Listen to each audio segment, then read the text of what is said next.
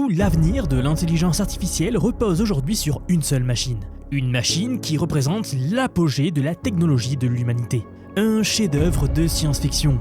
Cette machine, c'est un véritable monstre de 180 tonnes qui tire des lasers sur des gouttelettes d'étain fondu 50 000 fois par seconde, juste pour pouvoir produire un flash de lumière invisible. Sans cette lumière, les puces les plus avancées de la planète n'existeraient tout simplement pas. Aucune.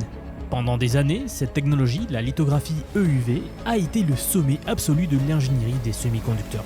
Le problème, c'est qu'aujourd'hui, elle commence à se heurter aux limites de la physique elle-même.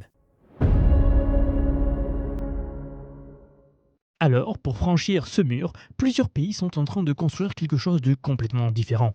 Des accélérateurs de particules, comme celui du CERN, mais conçus pour fabriquer des puces. Les transistors continuent de rétrécir, mais les machines qu'il faut pour les graver, elles deviennent gigantesques. Messieurs, dames, la fameuse industrie des puces informatiques, donc la même qui fait tenir tout notre monde civilisé aujourd'hui, est en train de connaître son plus gros bouleversement depuis des décennies.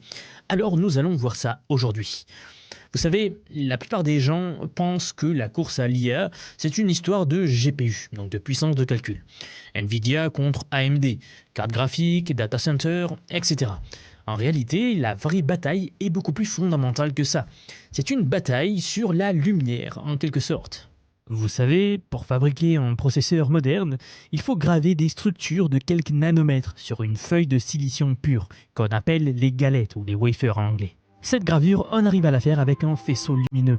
Mais c'est pas n'importe quel faisceau, c'est un faisceau lumineux d'une précision qui dépasse tout ce que l'on associe normalement au mot lumière. Le principe, c'est le suivant. On projette cette lumière à travers un masque qui contient le design de la puce, une espèce de moule, et elle vient modifier chimiquement la surface de la galette. Le motif se transfère.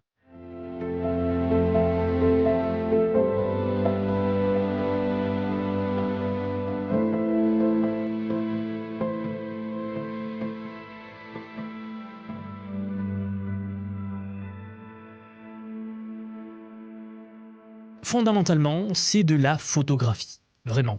Euh, Sauf que les détails qu'on imprime ici, qu'on photographie, sont plus petits qu'un virus. Et ce processus industriel de graver des puces, on l'appelle la lithographie.